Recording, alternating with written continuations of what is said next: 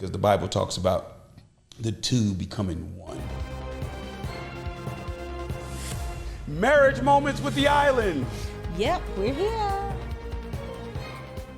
So we're really excited about being with you. What we want you to do is rate, review, share, comment. Share this with someone that you believe that could really get some help out of this. I believe anyone that hears it can get some help. We share a lot of our experiences. We share biblical principles about marriage. Man, marriage is tough sometimes, right? Yeah, it is.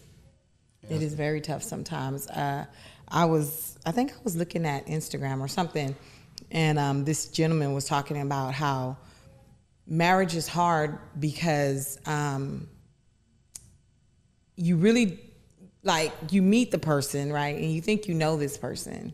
And then when you marry them, it's like a whole different person, And so, and I thought about that, and it's true. And one of the reasons why, and I started thinking about why it does tend to be hard. And it's hard because you're coming from, essentially, most people are coming from a unit where you do know something about your family, Yeah. I came from a very close knit. We love each other. We love each other. We're affectionate with each other. We talk to each other. We know each other's birthdays. We celebrate together. That kind of family. Mm-hmm. And they know me, And then I get married to Billy, and I'm like, he doesn't even know me. I'm a stranger, And so that's the name of the game. For the rest of your lives together, you're getting to know this person, know. Yeah.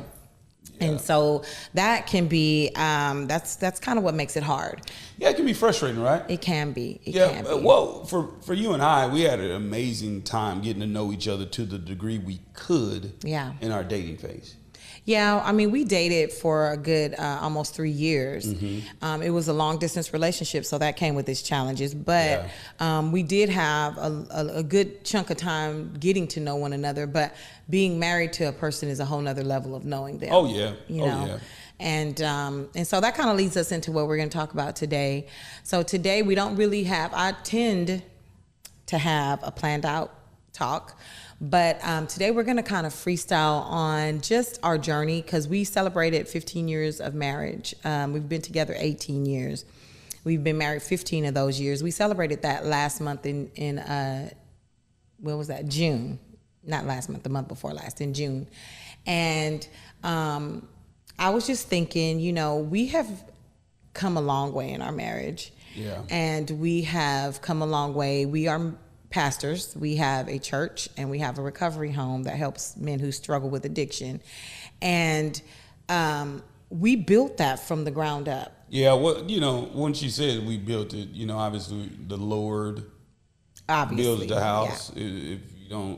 If the Lord doesn't build the house, the laborers labor in vain that built it. But yes, what she's saying is, we co-labor with the Lord, and one of the things that we want to talk about is marriages. We should be building something that lasts, something that really matters. Yes. Like so many times I noticed that married couples are just going through the motions. They're going to work, come home, they feed the kids, put the kids to bed, take the kids, wake up in the morning, take the kids to school, go to work, come home, do it all over again. Maybe a baseball season, soccer season, football season, so that gets a little congested with your schedule. But the reality is it's great to raise children up. There's going to come a time when the children get married, or your children turn 18, and they're going to walk out of the doors, and it's going to be you and your spouse, and you got to find out, did I make my life count with my spouse? Yeah. Did I make my life matter? Did our marriage make an impact outside of our household? And so that's the challenge for most people, is to find out their God-given purpose in the earth, to identify why they were created. Why was I created? But now you got the challenge of, why did you bring this individual into my life that I've married? And how do we impact the world with our marriage? Yeah. Yeah, that is that is like the second $1 million question, right? The first one is, why am I here? And then it becomes, why are we here? You know? Yeah. And so I will say that early on, because a part of my story is I do believe that God called me to ministry as a vocation when I was about 15 years old. Wow. And I had that conversation with my dad. And my dad, he encouraged me to finish high school, go to college, and get a career. And at the time, I thought that was strange. I was like, why would you do that? Why did you think that was strange? Can you go a little deeper? I thought it was strange because my dad was a pastor. Okay. And I thought that he would be just over the moon, happy that God had called me to ministry too, to kind of keep his legacy going and all that. And he did the total opposite of that. And even though he did that, it did not take anything away from the fact that I still felt that God had called me. And as I got older and evaluated that conversation, I realized that my dad did that because he wanted me to know that I didn't have to follow in his footsteps for him to approve of whatever I was going to do, Yeah. And it was sort of his way of giving me an out if I was trying to live a life just to please him. What an amazing dad. What an amazing. And so, yeah, I mean, after I evaluated the conversation with an adult mind, I really did appreciate him for that because I gained a lot of knowledge, and it was essentially training, right, for what I currently do. So it was all necessary at the end of the day, And so I felt that I knew that I was called at that age, and I went on to live my life, and I went into education, and I did that for about 15 years. And in the middle of that, right at 15 years, you and I meet. And when we met, I knew it just kind of clicked. Okay, this is that full circle moment that my dad was talking about. Like if your calling is from God, you can't lose it. Like it's gonna show up again. And when I met you, I knew that this was an opportunity for me to walk into the calling that God had for my life. And I did kind of know a little bit about the work that you wanted to do because you told me right off the bat the type of work you wanted to do, which is what we currently do.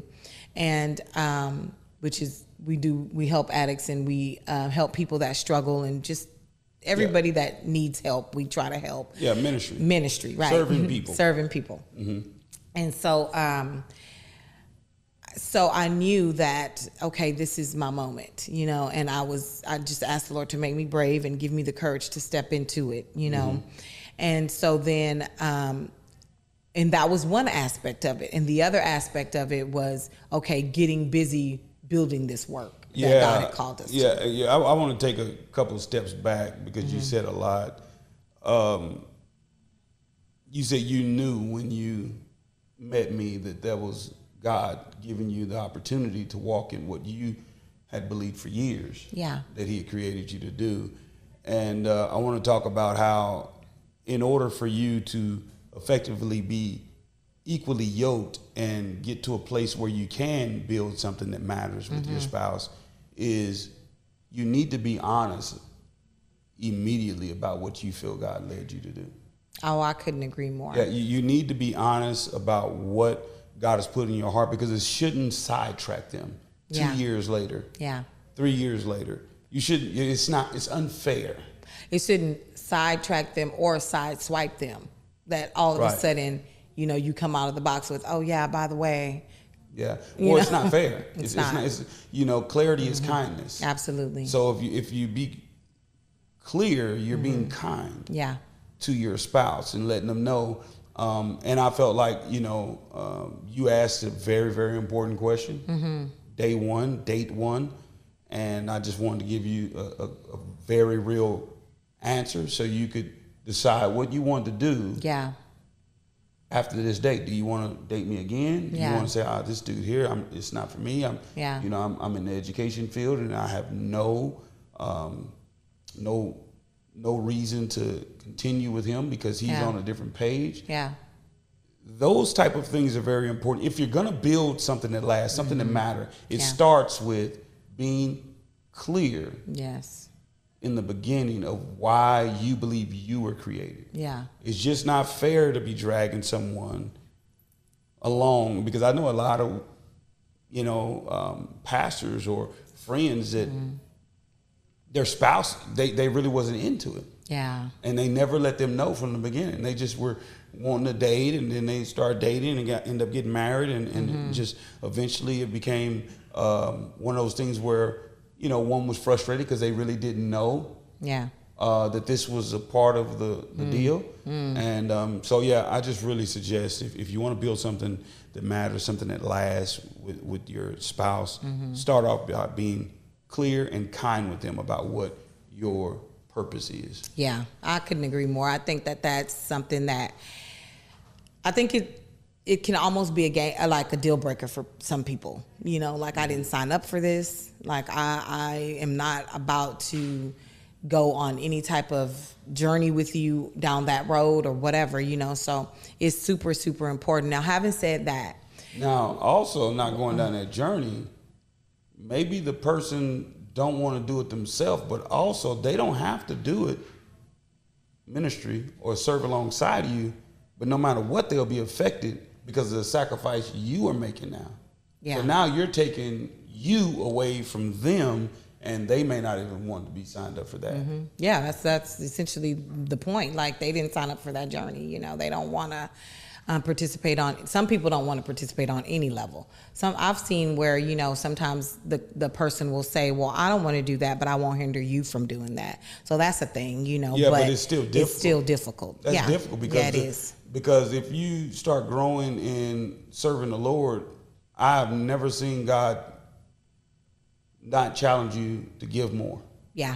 Oh, yeah. God's always going to be asking for more, and the more, if you're both on the journey and we both are on the same page, God in this manner, and serving and sacrificing is going to be always more, then we understand this. But if we start off and you say, okay, you can do it, but I won't. Okay, well, eventually when it gets to that more, and God is asking for more self-sacrifice, well, maybe that individual didn't sign up for that. Part so of it's always, complicated, when it comes to, not being clear and telling them, absolutely, this is where I'm headed, and these are some of the sacrifices, and this is some of the things that we may, be encounter. With. Yeah, I feel like I was going to say something really good before you went on that. You always say something good. You always say something good. What I was going to say was, so we were on the same page early on. I knew that this was God's opportunity for me to step into my calling with what you told me you wanted to do with your life. So talk to us about how different it was bringing me along on the journey, even though I was willing to come on the journey. Like, I felt like I had a total place by your side. I felt like everything that we were going to encounter was God's plan for my life as well as for our marriage. But tell us how. Oh, well, it was a journey that we were going to go on together that I had no knowledge that was going to challenge me to be as patient as God wanted me to be. Because, I had never done a journey with a spouse serving the Lord. I had been single for 6 years serving the Lord before I got married, and I was serving, probably like the last 3 or 4 years of that at a high capacity. Yeah. And it took a lot out of me, and I didn't have to wait on anyone else. I didn't have to collaborate with decisions. I didn't have to think about, the next person as far as, my spouse, because I didn't have one. So it took a lot of patience, and those patience, the patience that God was wanting me to have, I just didn't have it at the time. So it was a little frustrating sometimes, which, I didn't want you to feel discouraged, about, I'm not where you want me to be, or I'm not as developed or grown up in this. I didn't want you to feel that way, so most of the time I would keep that to myself. But one time you literally asked me, and I'm just not gonna lie, you asked me, like, well, did you think that I was more prepared for this job than and serving God at this capacity, did you think I was more prepared? And I wasn't gonna lie. I said, yeah, I did. Yeah. And I think that you said something. What made you think that? Well, I thought that because, and it's wrong, because it was a perspective that I shouldn't even embraced. Yeah.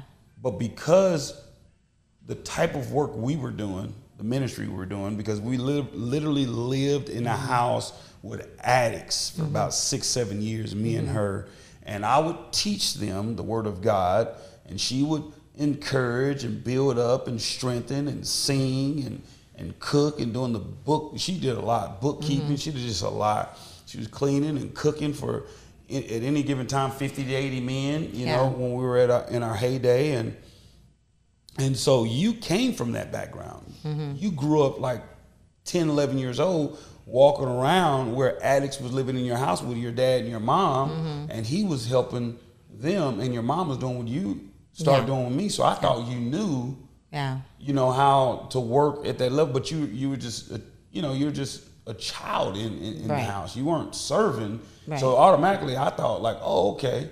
I got some counsel from a real good friend at the time. They said, hey, Helena got the heart for this vision and she loves what we do, but you're gonna have to be patient with her because she may not know everything she needs to know. And I was like, and I don't even know how they knew that. They weren't in Dallas, they were all the way in San Antonio, and they told me that. I was like, whoa.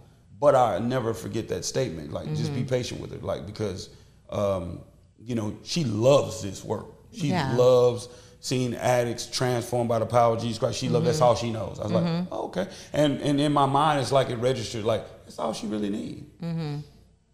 Yeah. Like, that's all she needs is the heart for it. Some people, you know, they want to do it and they can work, but they don't really have the heart and the commitment. You know, what it was you had a high character and commitment, but a low capacity and competency.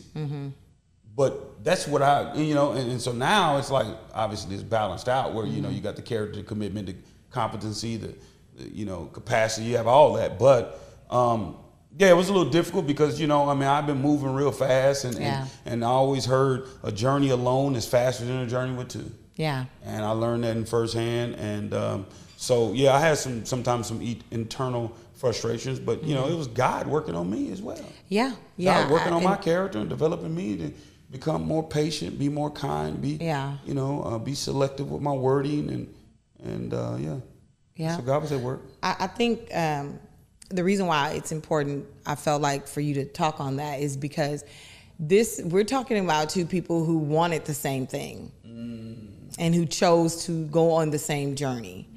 And it was still very difficult, especially early on. And I think that when a couple is building something meaningful, which building something meaningful,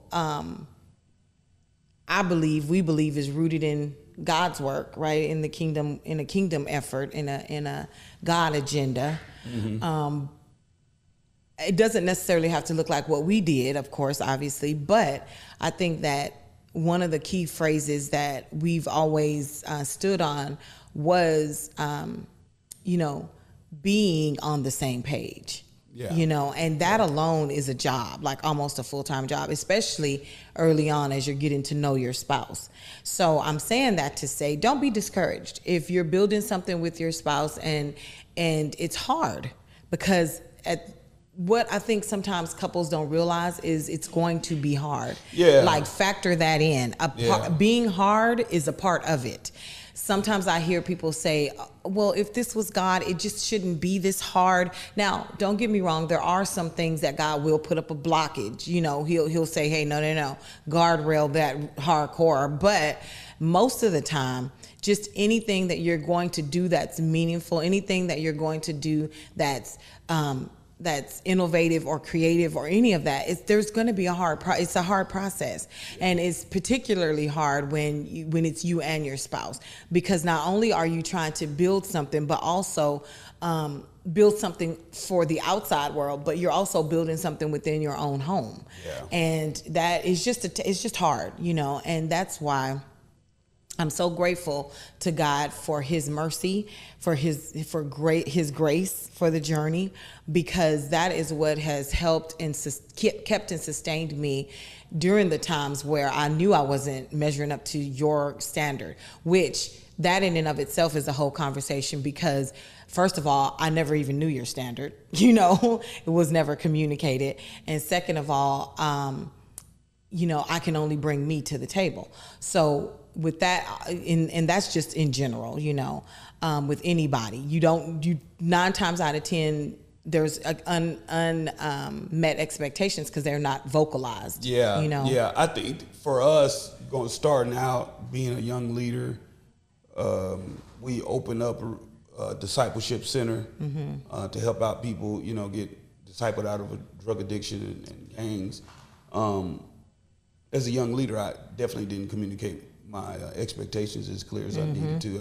It was clear that we wanted to do the same thing. Yeah. But the how was not. The how was not. It was not clear at all. It just was not there. And so we worked that out through the grace of God, like you say, his mercy. And we start learning. Yeah. Expectations. We start learning and communicating those, as we begin to start growing. Yep. In that season, what was going on inside you? Because, you said you didn't know the expectations or the standard, but what was going on internally at times with you, and when, you're trying to, build a marriage, we just got married 8 months ago, and now we're here building something great to help other people, because 8 months after we got married, we started a ministry, which I wouldn't suggest anyone to ever do that, but we did it. And 8 months in, we're married. Now we're in this ministry helping addicts and preaching the gospel, and full-time 20-hour days sometimes. And so what's going on internally with you in the midst of making all these adjustments to build a marriage and also to build something that matters? Yeah, a lot. I mean, it was a lot of confusion, a lot of overwhelming sense of being overwhelmed, a lot of anxiety, a lot of fear, that I had to face, and just continue to receive godly counsel through and seek God about, because I just had never felt like I was failing ever. Like, I was the type of person that whatever I would set my mind to do, it just seemed like God would just kiss it, and it would just flourish, and I would just be doing great. And all the time, and I felt like I finally got myself into something that I suck at this. I suck at marriage, and I even suck at helping people. Like, at that point, I was like, let's just throw this whole situation away and start over. Like, I just didn't feel like I was the person for the job. And that's why I said, it was very hard. And that's why I said the hard parts are a part of it, and so God, who is so faithful, just began to remind me of hard things that I had overcome in my past before we even got together. And he started reminding me of, hey, remember when your brother died and how hard that was, and just how you felt so overwhelmed and how you didn't think you were going to make it when your dad died, and just all of those things. And I just began to draw strength from that, kind of that whole mantra of, if he did it once, he'll do it again, And so I would just cling to that. And of course, my mom would encourage me and just kind of help me with the marriage side of it and the ministry side, because she knew both. And just people speaking into my life and just being open to learn, being open to what you were even trying to teach me. Because at one point I began to teeter on bitterness and resentment, because not only are you my husband, but you're also like the boss of this whole organization that we're building. And I'm like, wearing all these hats, and forgetting you're wearing a lot of hats too. And so in the midst of all of that horrible negativity that was brewing inside of me, God, who's rich in mercy, right? And just his manifold grace just met me in that moment and just kind of helped me to remember, hold on, you're not a punk, you're not weak, you're not, and in the sense that you know how to fight through this. You have fought many battles before. You know how to overcome. Remember, you know, who you are. Remember that you're a child of God. Remember, just reminding me of who I am in Christ and my true identity. I'm not this just, you know, worthless person that I had started to think I was, you know. And God just began to minister to my inner man, you know, and just I just got in his word and just started saying, okay, Lord, lead me to where I'm supposed to be going internally between me and you. And as I began to work on my relationship with God, and that began to become whole and healthy, then my relationships horizontally began to be better, starting with you, you know. And so that time was very necessary, though, because it helped me to get down low before God and not function in pride. You know, there was literally no room for pride because I had nothing to be proud of. I felt like, and when I think about it, I felt like I was failing, but I had a lot of spiritual kids that I was helping. You know, I just had people that I was helping and taking care of, and they probably didn't know that's how I was feeling. But at the end of the day, I didn't even really know that until later when you shared it. Yeah, you know, that was real, and like I said, it was hard, but it was also a part of my process. You know, my process to learn, hey, first of all, you're building something great, true enough, but I'm just using your hands, feet, your mouth, your talents and abilities. You're just stewarding this stuff. You know, I'm the Lord was like, this is my work. This is my ministry. And if I would not have been put in a position where I had to bow down low, I wasn't the type of person that would bow down. Like if I'm right, I'm standing 10 toes down all day long for, you know, and the Lord just had to kind of break me a little. And that I feel like that was a part of my breaking process, and I feel like it was necessary, and I lived, you know, like, and I chose to live. I was like, Lord, you know, I want to do this work, and I want to do it well. I don't want to just be along for the ride. You know, I don't want to I tease you and say I'm your forever plus one, and I am, but I am also someone who's right alongside of you, forging this thing forward, pushing this thing forward, you know, so. I want to unpack some of that, but just to, you know, so everyone to know, you know, there's always a breaking. You know, if you're going to build anything meaningful or great, there's always going to be a breaking. Absolutely. And you can't avoid that. There'll be more broken times for her and for me. I mean, that's just, it's not like, I went through that and that's it, I got it. No, he's gonna by far. he's gonna always put us through a breaking. And so just to unpack that, it sounds like you climbed out of that state, or by one, you know, it sounds like you said you got counsel from other people. That you know, you got to, you know, you had a safe place to communicate, you know, which is very important, to have a safe place that you can communicate your broken times and how you feel, and what's really, you can go all the way there, you can lean in that conversation. Number two, sound like you depending on God's word, you know, and you remember his faithfulness. Because you can get God's word and that's just on a piece of paper, but when you've experienced his faithfulness and you reflect back on how good he has been, it reminds you, oh my God, he's always like this. Always. He's always gonna, you know, and then you can't avoid broken times. You're just not gonna be able to. If you want to build anything meaningful, you will not avoid broken times. Times where, you know, obviously, you know, you're someone, but you're gonna feel like you're nothing. You're a failure. You're gonna feel like that. So God can take nothing and create something. You know, so you can come to realize it's not you. Exactly. None of this is you. So you need to realize that you are nothing. And it's true to a degree, but it's not like an identity issue, like you're nothing. You're someone in the hands of God, you know. And so that is beautiful. I thank you for sharing that. And the beautiful thing is we were walking right alongside each other, sleeping in the same bed. And I didn't even know that was going on. Which is very beautiful, I think, because she was dependent on the Lord and she wasn't waiting on me to get her and drag her out of it. I didn't have to drag her out of that. She had her own intimacy with God, because believe it or not, I was going through the same thing right next to her. You know, I was going through my seasons of, you know, just feeling like I was a failure as a husband and, you know, trying to get this ministry off, you know, pioneering a work from scratch, you know, and, you know, tethering my identity to our success or lack Yeah. of it, and sometimes we weren't succeeding. I felt like, and I was over, battling, my own identity issues, and so here we are. We're here today, and we're building something meaningful.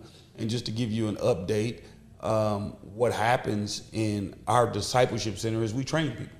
Yeah. We develop people. We disciple people. We take people from one place to the next, and in that, people come in to our recovery center, our discipleship center, and our churches, and they have callings. They have a purpose. Yeah. They have a life that they say, hey, I want to build something that matters, whether it's with them and their spouse, or whether it's just them alone and they're single. And so one of the things I want to do is shout out the Well Recovery Center.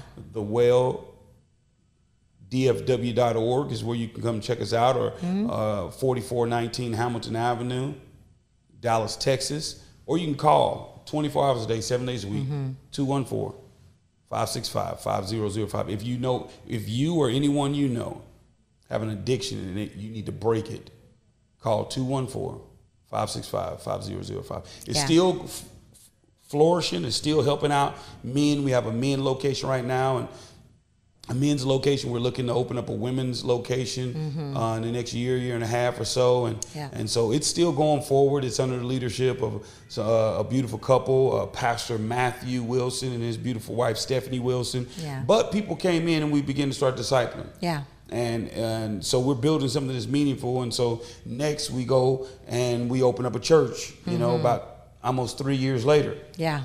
So we're 3 years in. Yep. We have a recovery center, and now we have a church. God takes us through that all over again. The broken stage. We don't know what we're doing. Oh, my God, am I a good pastor? My Lord, people are leaving. Was it me? What did I preach right? Oh, my God, people are walking in. And it's like you love people, so you don't want to see them leave, but you're thinking, is it me? And you're just you're going through all these emotional situations and praying and crying out to God. And God's so sovereign, he uses all of that. Yes. He uses all of that because you got a tender heart. You love people. So it's not like, oh, the heck with that family. No, it's never that. It's like, man, what happened? Like, can we have a meeting? No, I don't want to talk to you anymore. What? Hold on, I was just anointed last week. Today I suck. Huh? Yeah. You just love literally. You were just telling me my message was great last month. Today you want to carry your whole family out? What happened? And you just have these emotional battles, and you got to go before the Lord and pray and say, God, please help me through this, because I want to help your people. I want to build something that's meaningful. Yeah, absolutely. And I mean, just the whole almost paradigm shift and just the dynamics of the difference between running a discipleship home and running a church are just two different worlds, really, because when people come to a discipleship home, they're coming because they know they've pretty much wrecked stuff in their lives and they need help. And people come to church. I mean, people shop around for churches. People fire your pastor. You know what I'm saying? Like they're choosing to be here because they just want to or not. Right. And so it's just a really different dynamic, a whole nother, like you said, level of being broken and put back together for God's glory.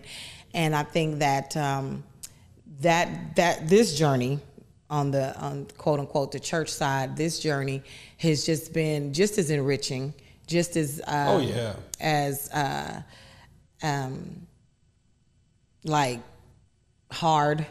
But still fulfilling. Life-giving. But yeah, I mean, it's a trip. What would you suggest to a person that is a spouse, either male or female, they're in a relationship and they want to build something that lasts? What is one of the things, the mantras, the go-tos, the anchors to keep you? What do you say to someone that, I'm in this marriage or I'm dating right now and I really want to build something that matters. I want to do something for God with my spouse. What would you suggest they do? Like, we know that, you need to be clear and let them know exactly what you want to do beforehand. But now you're in it, you're in the thick of it, y'all are dating, y'all doing something for God. What would you suggest they do?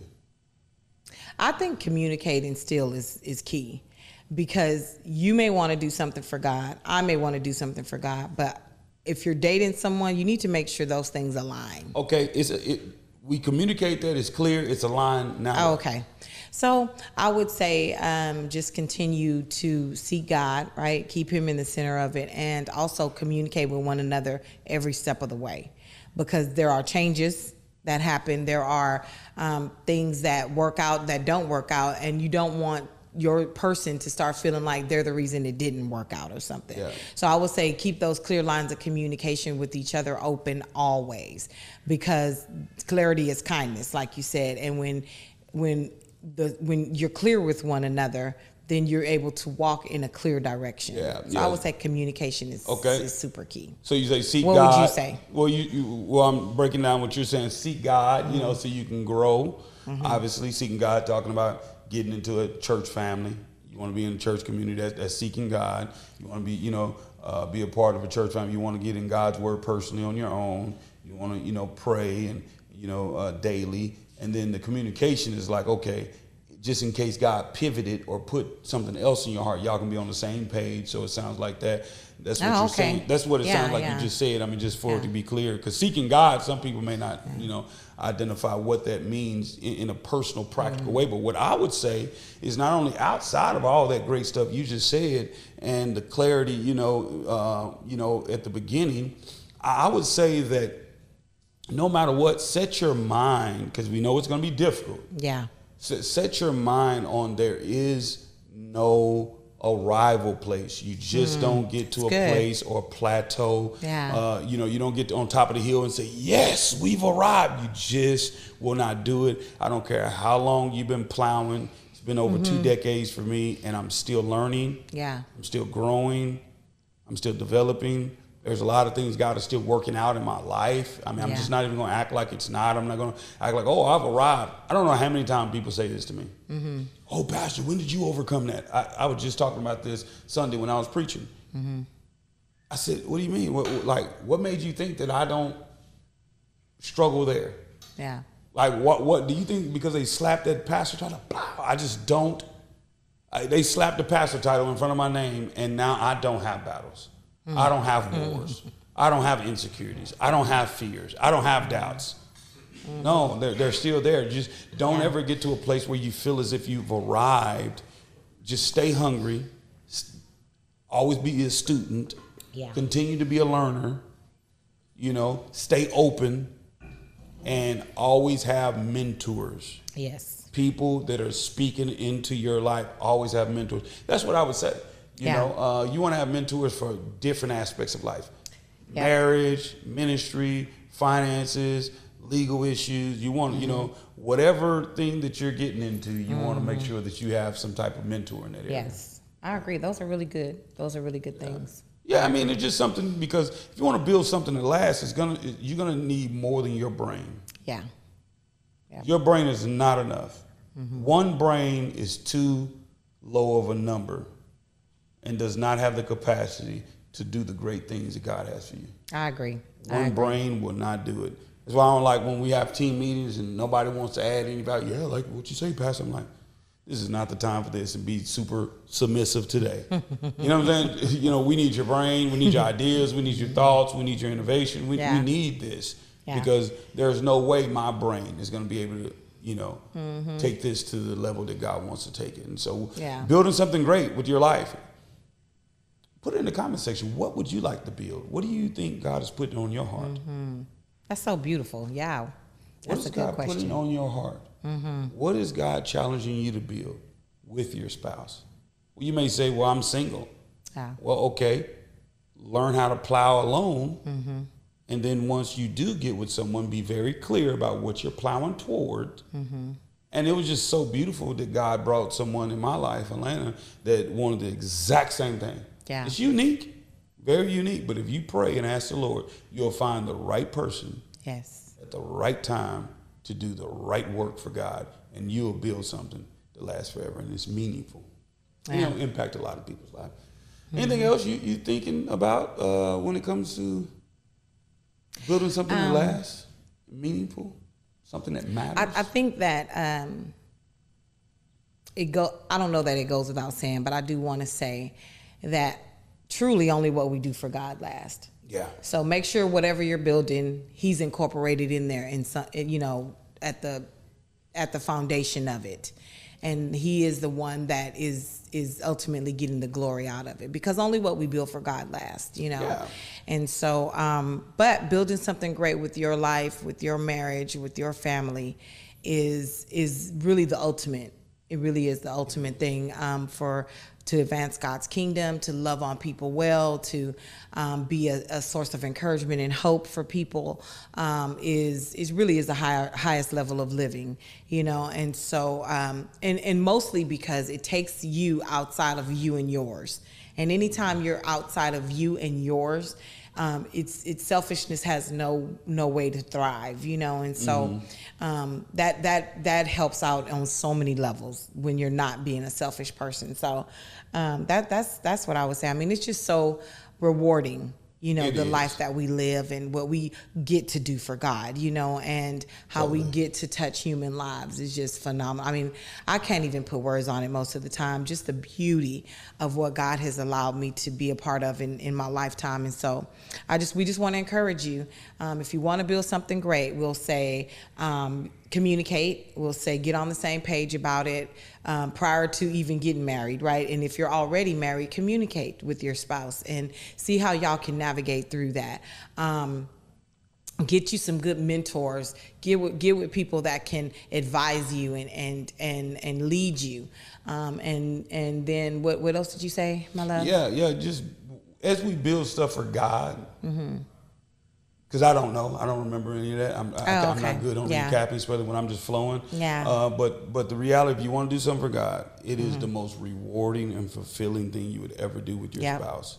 You can go across the world and see everything under the sun. But when you are with the love of your life and you're doing the greatest thing in the earth, and that's leading people to eternal life through the person of Jesus Christ.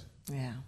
There is no greater feeling and experience in this earth. So we thank you so much for joining us. Thank you so much. Thank you so much. If you want to recap, just go ahead and rewind. Yep. I said 2 of them. Again. I gave them 2. Or was that 3? That's good. And watch it again. Right. And so share this with someone. We just want to be here with you monthly. We are thinking about putting more content out, but just make sure that you share, rate, and review this, because we believe that if you want to build a marriage that makes a difference and build something that lasts here in the earth, that means that you're going to realize that every moment here in this earth, it really matters. Thank you so much for joining. I'm Billy Island. And I'm Helena Island. God bless. Bye.